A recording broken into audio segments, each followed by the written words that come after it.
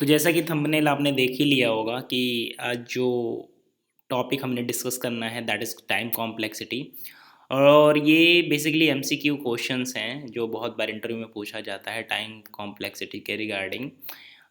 Specially हम देखेंगे कि हम टाइम कॉम्प्लेक्सिटी कैसे मेज़र करते हैं, उनके क्या ऑप्शंस होते हैं and problem and answers with solutions, वो सारी चीज़ें आज हम डिस्कस करने वाले हैं। बेसिकली टाइम कॉम्प्लेक्सिटी किन ऑपरेशंस पे बेस्ड होता है, कौन से ऑपरेशंस हम काउंट करते हैं, किस तरह से हम टाइम का कैलकुलेशन करते हैं, वो सारा डिस्कशन आज होने वाला है। So hi guys, my name is Sandeep and welcome to interview Funde. If you are new to this channel I would request you please subscribe the channel so that you will not miss any update. तो चलिए शुरू करते हैं। सबसे पहला question है number of operations. I mean हमें बताना है कि ये एक प्रोग्राम है। मैं इसका थोड़ा सा इंक्रीज़ कर देता हूँ size so that it would be easy to understand. हाँ, हमें बताना है कि number of operation, what are the number of operation of the following function. ये एक फंक्शन दे रखा है। इस फंक्शन में हमें बताना है कि कितने ऑपरेशंस हो रहे हैं। तो अगर आप ध्यान से देखोगे तो यहाँ पर आपका पहला ऑपरेशंस क्या है। पहला ऑपरेशन हमारा है कि हमें सम का इनिशियलाइजेशन हो रहा है। दूसरा ऑपरेशन क्या है, लूप चल रहा है। तीसरा ऑपरेशन आई मीन कह सकते हैं कि लूप के अंदर हमें एक एक्टिविटी परफॉर्म कर रहे हैं, समेशन टाइप का। तो अगर हम इन ऑप्शंस को ध्यान से देखें तो K1 प्लस K2 के टू एन लॉग एन और K2 log n। हमें ये भी देखना है कि हमारा जो फॉर लूप है वो n मल्टीप्लाई एन, मतलब कि n स्क्वायर टाइप का चल रहा है। I mean n square times चलेगा। तो अगर हम यहाँ पर k को कांस्टेंट माने, आई मीन पहले ऑपरेशंस को अगर हम इसको हम अगर K1 माने और इस ऑपरेशंस को K2 माने तो ये कितने टाइम्स चल रहा है हमारा n multiply n square times. तो इस तरीके से हमारा आंसर क्या होना चाहिए, ideally K1 plus K2 n square. Correct. तो इस तरीके से हमारा जो आंसर आ जाएगा थर्ड वन। ठीक है। नेक्स्ट है number of operations. What are the number of operation of the following. यहाँ पर हमें बताना है कि क्या नंबर ऑफ ऑपरेशन होंगे। यहाँ पर अगर आप ध्यान से देखोगे तो हमारा वही सम हो रहा है, लेकिन यहाँ पर n टाइम्स चल रहा है। वहाँ पर n स्क्वायर था, यहाँ पर हमारा n टाइम्स चल रहा था। तो इन द सिमिलर फैशन हमारा क्या हो जाएगा, K1 प्लस K2 ये n टाइम्स के लिए हो जाएगा। सेकंड है, नेक्स्ट है basically linear search worst case. हमें टाइम कॉम्प्लेक्सिटी में दो चीज़ें होती हैं, एक बेस्ट केस होता है, एक वर्स्ट केस होता है। बेस्ट केस के केस में क्या होता है कि हमारा रिजल्ट हमें बहुत कम समय मिल जाता है।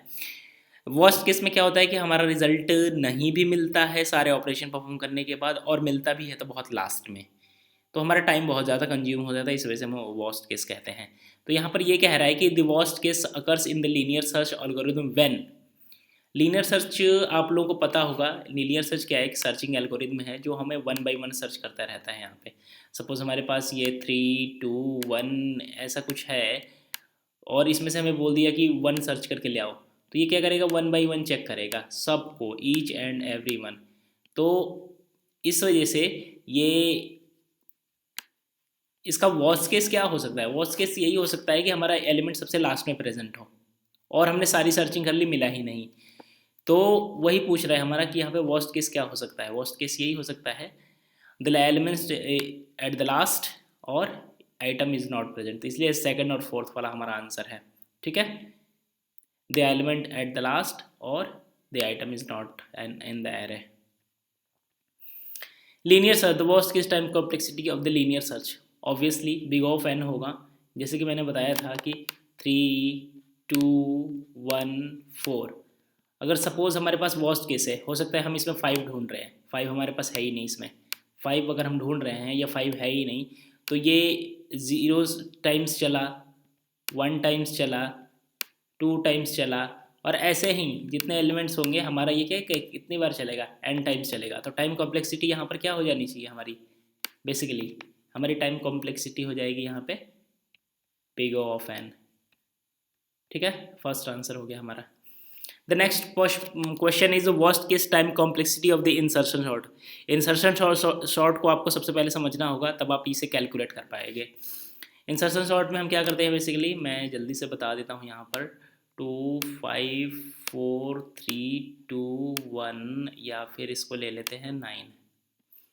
हमें शॉर्टिंग करनी है बेसिकली, शॉर्टिंग करनी है, वो भी इंसर्शन शॉर्ट। इंसर्शन शॉर्ट में क्या करते हैं, हम दो पार्ट में डिवाइड कर लेते हैं और देखते हैं कि शॉर्टेड वाला पार्ट हम इधर रख लेते हैं, हम इसको इससे कंपेयर करते हैं, देखते हैं कि ये छोटा नहीं है तो इन दोनों को शॉर्ट कर लेते हैं, तो ये हो जाता है।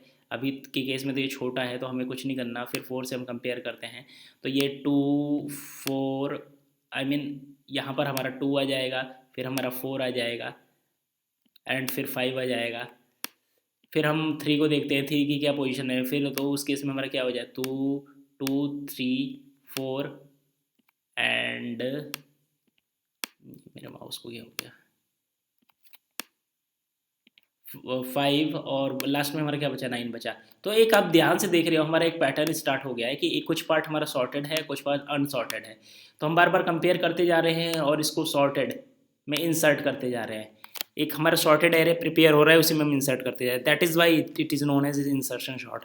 इंसर्शन शॉर्ट में अगर हम देखें ध्यान से तो हमारे दो ऑपरेशंस हो रहे हैं, हम एन टाइम्स कंपेयर कर रहे हैं और एन टाइम्स हमारा क्या हो रहा है यहाँ पे, पहले एन टाइम्स हमने कंपेयर किया, फिर एन टाइम्स में हमने क्या किया, वर्स्ट केस में हमें क्या करना पड़ेगा, इंसर्ट करना पड़ेगा। तो ये हमें पूरा हमारा अगर ऑपरेशन देखें तो हमारा 2 टाइम्स एन चल रहा है, तो इस वजह से हमारा जो आंसर आ जाएगा यहाँ पे क्या आ जाएगा,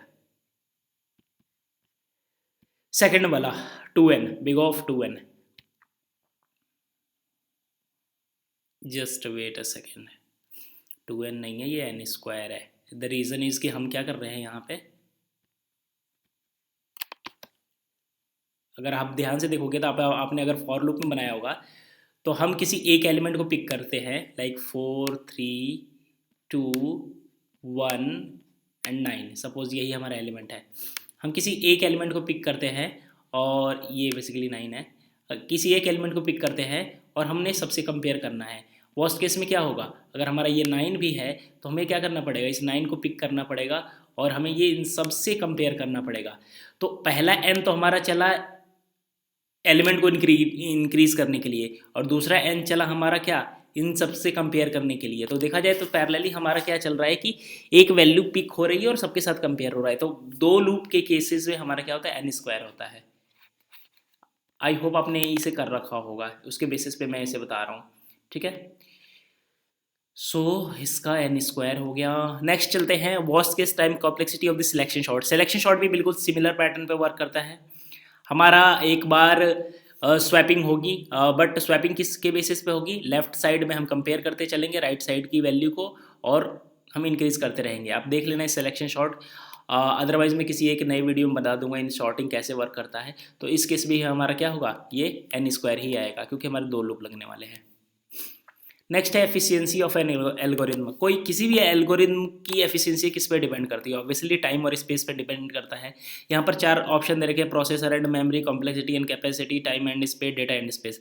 प्रोसेसर मेमोरी हम नहीं बोल सकते हैं बिकॉज कि ये प्रोसेसर हमारा ज़्यादा कम हो सकता है, हार्डवेयर पर डिपेंड करता है, हम इसे बढ़ा घटा सकते हैं। बट प्रोग्राम लेवल पे किसी एल्गोरिथम का इसके हार्डवेयर से कोई लेना देना नहीं है। एल्गोरिथम का डिपेंडेंसी सिर्फ हमारे टाइम स्पेस पे होता है, ठीक है। थ्योरेटिकल एनालिसिस, यहाँ पर क्या कह रहा है कि theoretical analysis when the determine the efficiency of the algorithm is measured by. हाँ, तो यहाँ पर ये कह रहा है कि हमें एफिशिएंसी जो मेजर करना है किसी भी एल्गोरिथम का, तो हम वो किसके बेसिस पे डिसाइड करते हैं। तो यहाँ पर हमारे पास कुछ ऑप्शंस हैं और यहाँ पर 1 और मोर ऑप्शन हमें सेलेक्ट करने हैं। Counting micro seconds, counting the number of statement in code. तो बेसिकली हमें पूछ रहा है कि हम एल्गोरिथम की एफिशिएंसी किस चीज़ में काउंट करते हैं, करेक्ट। तो हमें बताना है, तो ये एफिशिएंसी कुछ भी हो सकता है, like micro seconds, number of statements, number of operations. तो अगर आप ध्यान से देखोगे तो हम ऊपर से क्या देखते आ रहे हैं कि हमारे कितने ऑपरेशंस हो रहे हैं, तो यहाँ per unit of operations basically हम काउंट करते हैं, ठीक है। तो ये थर्ड वन होना चाहिए। टाइम कॉम्प्लेक्सिटी, इसको हम ऊपर कर देते हैं सो दैट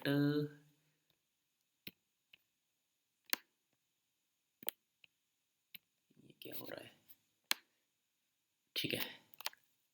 तो यहाँ पर क्या कह रहा है कि इफ़ ये number of primary operations of the algorithm takes an array of size of n input are 3n square plus 5n, the worst case time complexity of the algorithm will be. तो आप अगर यहाँ पे ध्यान से देखेंगे तो यहाँ पर क्या मेंशन है, 3n स्क्वायर प्लस 5n और टाइम कॉम्प्लेक्सिटी मेजर करते वक्त हम ध्यान रखते हैं कि सबसे बड़ी पावर को हम क्या करते हैं, कंसिडर करते हैं। तो वर्स्ट केस में अगर ये पूछ रहा है तो ऑब्वियसली अगर हमारा वर्स्ट केस चलता है तो वर्स्ट केस में हमारा क्या होगा, यहाँ पे सबसे बड़ा पावर कंसिडर होगा, तो यहाँ पर क्या होगा 3n² होगा, आई मीन n² वाला हमारा आंसर हो जाएगा बिग O ऑफ n। ठीक है, third one, time complexity of the code. अभी हमें बताना है कि इस कोड की टाइम कॉम्प्लेक्सिटी क्या होगी। What will be the time complexity of the following code in the terms of, ये हमारा C# का C++ का कोड है, आप देख लेना। मैं जावा के लिए एक्सप्लेन कर देता हूँ। हमारे यहाँ पर लूप दे रखे हैं, लूप में अगर आप ध्यान से देखोगे तो हम आई को इनिशियलाइज कर रहे हैं। ये थोड़ा ट्रिकी है, आई वुड रिक्वेस्ट यू कि आप इसे अटेम्प्ट करो। मैं क्या करता हूँ, इसका ऑप्शन आप लोगों को दिखा देता हूँ। इसके ऑप्शन है हमारे पास big O of n, n² log n और n log n। आपको ये बताना है कि इसकी टाइम कॉम्प्लेक्सिटी क्या होने वाली है, n² होगा कि बिग O ऑफ n होगा, या log n होगा, या n log n होगा। मैं कुछ सेकंड के लिए वेट करूंगा और फिर मैं इसका सॉल्यूशन बता रहा हूँ। देखिए यहाँ पे ध्यान से है क्या, आप इसका आई मीन ट्राई कर लेना वीडियो पॉज करके लिए। आई को हम इंक्रीज कर रहे हैं, आई को n तक ले जा रहे हैं, लेकिन यहाँ पर सेकंड लूप में हम आई को अगेन इनिशियलाइज नहीं कर रहे हैं। तो आई जहाँ तक n तक चल चुका था उसके आगे भी n से इंक्रीज करेगा। अगर लिमिट क्रॉस हो चुकी है तो इसको वो टच नहीं करेगा। तो कहीं ना कहीं ये देखा जाए तो आई एक ही सीक्वेंस में जा रहा है। हम यहाँ 2 लूप 3 लूप कितने भी लूप लगा दें, बट आई का इनिशियलाइजेशन यहाँ पे नहीं हुआ है। तो इस केस में हमारा n² ना होते हुए हमारा क्या होगा, बिग O ऑफ n होगा। इस वजह से हमारा आंसर क्या आएगा, बिग O ऑफ n। आप अपना आंसर मैच कर लेना। Time complexity of the code, यहाँ पर भी सिमिलर काइंड ऑफ प्रॉब्लम है। यहाँ पर बताना है, हमारे पास C++ जावा का कोड दे रखा है और पाइथन का। जो लोग जावा के पर्सन है वो ये देख लें और पाइथन वाले ये देख लेना। तो यहाँ पर ये कह रहा है जावा के कोड में कि आई का इनिशियलाइजेशन हुआ है और जे का भी इनिशियलाइजेशन हुआ है, बट यहाँ पर एक कंडीशन है, नोट में क्लियरली मेंशन है, एज्यूम के इज़ ए कांस्टेंट। तो अगर हम जे को चला रहे हैं के तक के लिए तो ऑब्वियसली हमारा के ऑपरेशन है ये। तो बिग O ऑफ n में अगर हम के ऐड भी कर देते हैं तो हमें बिग O ऑफ n ही मिलेगा। तो इस वजह से इसका आंसर हमारा क्या होगा, बिग O ऑफ n होगा, क्योंकि हम कांस्टेंट को कंसिडर नहीं करते हैं। ऑपरेशन ऑफ द मर्जिंग यहाँ पर है, आप इसे अटेम्प्ट करो। यहाँ पर दे रखा है कि 2 सॉर्टेड एरे हमारे पास, साइज m और साइज n के, एंड यहाँ पर हमें बताना है कि sorted array of size m plus n we require the operation. 2 sorted array को हमें मर्ज करना है और हमसे पूछा जा रहा है कि कितने ऑपरेशंस हमें परफॉर्म करने पड़ेंगे, बिग O ऑफ n के फॉर्म में बताना है। तो ऑब्वियसली 2 शॉर्टेड एरे हैं, तो इसको थोड़ा एग्जाम्पल की हेल्प से समझते हैं सो दैट आपके लिए इजी हो। मान लीजिए हमारे पास 2 शॉर्टेड एरे हैं, हमारे पास 2 है, 3 है, 0 है, और एक हमारे पास शॉर्टेड एरे है 1 है, और यहाँ पर मान लो इसको 13 कर देते हैं, 3 है और इसको 11 कर देते हैं एंड इसको 9 कर देते हैं। ठीक है, बट हमारी कंडीशन क्या है, दोनों शॉर्टेड होने चाहिए। तो इसको हम ऐसे नहीं लिखते हैं, इसको ऐसे लिखते हैं 2 0 13, और दूसरा क्या है हमारे पास 3 9 एंड 11। मैं ऐसा इस वजह से लिख रहा हूँ, मैं आपको एक चीज़ बताना चाहता हूँ जो कि जनरली हम मिस करते हैं, इसको हम डिलीट कर देते हैं। ठीक है, आप ध्यान से देखोगे यहाँ पर हमारे पास क्या है, 3 एलिमेंट पहले शॉर्टेड एरे में है, इसको हम m काउंट कर लेते हैं, और ये हमारा n है, n साइज़ का है। यहाँ पर हमारा 3 9 एंड क्या है 11 है। तो हमें पूछा जा रहा है कि इन दोनों को मर्ज करना है, तो मर्ज करने में हमें कितने ऑपरेशंस परफॉर्म होंगे। तो आइडियली देखा जाए तो अगर इसके लिए हमें पोजीशन ढूंढनी है तो हमें पैरेलली सबको देखना पड़ेगा 1 by 1 कि कहाँ इसकी पोजीशन लाई करती है। करेक्ट, हो सकता है ये सेकंड पोजीशन पे हो सकता है थर्ड पोजीशन, हमें कंपेयर करना होगा। इन द सिमिलर फैशन यहाँ इसको भी करना पड़ेगा, इन द सिमिलर फैशन इसको करना पड़ेगा। तो कहने का मतलब ये m टाइम तो ऑपरेशन हो ही रहा है, प्लस में हमें वैल्यू भी इंक्रीज करनी है इसके इंडेक्स को, तो n टाइम्स में ऑपरेशन करना पड़ेगा। इस वजह से हमारा क्या है, आइडियली m प्लस n आएगा। ठीक है, तो हमारा answer second, big O of m plus n। Worst case time complexity of binary search, ये लास्ट प्रॉब्लम है, देख लेते हैं इसे। अब बाइनरी सर्च होता क्या है, आई होप आप लोगों को क्लियर होगा। मैं थोड़ा सा ओवरव्यू दे देता हूँ, अगर नहीं क्लियर है तो मेरी बाइनरी सर्च वाली सीरीज़ आप देख लेना, प्लेलिस्ट में पड़ी होगी। मैं थोड़ा सा हिंट दे देता हूँ। सपोज़ हमारे पास ये है 2 3। पहली बात कि बाइनरी सर्च जो होता है वो शॉर्टेड एरे पे अप्लाई होता है। हमारे पास 2 है, 4 है एंड 9 है एंड हमारे पास 13 है। मैं थोड़ा क्विकली समझा रहा हूँ आपको। सपोज़ किसी ने बोल दिया कि हमें बाइनरी सर्च में 9 ढूंढ के दिखाओ, तो हम आइडियली करते हैं क्या है, पूरे एरे को 2 पार्ट में डिवाइड कर देते हैं। करेक्ट, आई मीन इसका साइज़ अगर 4 है तो हम 4 को 2 पार्ट में डिवाइड कर देते हैं। तो हमारा क्या आएगा, सेकंड आएगा। तो सेकंड पोजीशन पे हम चेक करते हैं। सेकंड पोजीशन मतलब 0 1 और 2। तो हम सेकंड पोजीशन को सीधे सीधे कंपेयर कर लेते हैं, क्या यहीं पर हमारा एलिमेंट अवेलेबल है। अगर हो जाता है तो इसी इंडेक्स को हम रिटर्न कर देते हैं आइडियली। बट सपोज़ एक और चीज़ मैं समझाना चाहता था। अगर हमारा एलिमेंट हमें इस तरीके से नहीं मिला, सपोज़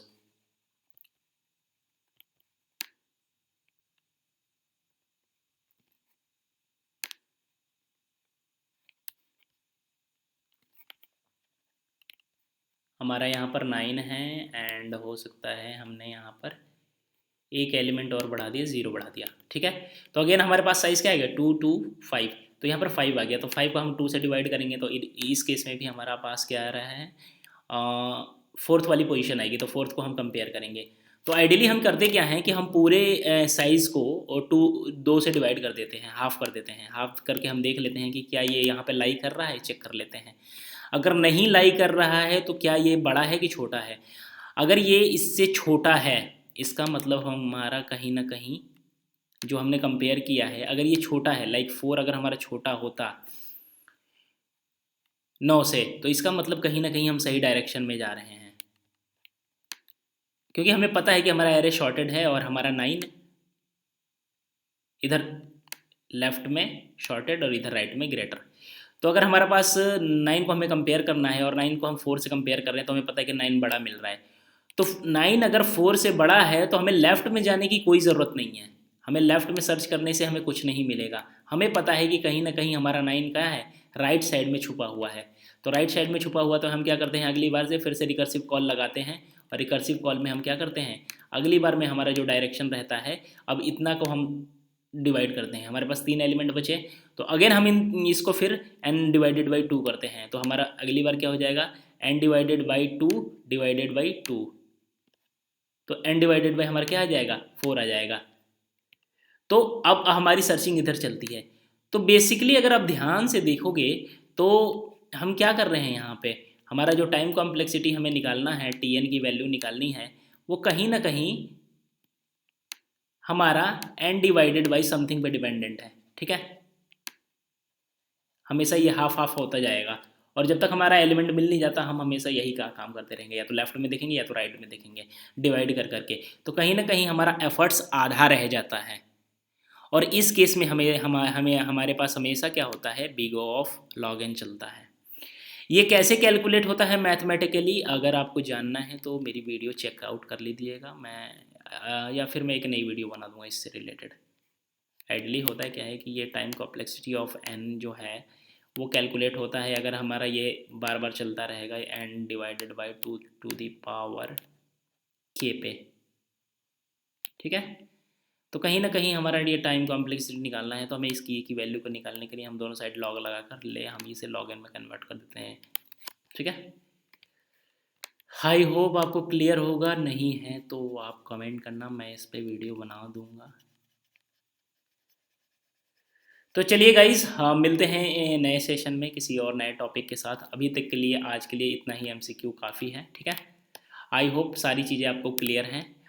कोई भी डाउट हो you can comment down below, और अभी तक वीडियो में बने हुए हैं तो please like the video and support my content so that I can make such type of video, okay. तब तक के लिए take care, bye bye, thank you, okay, all the best.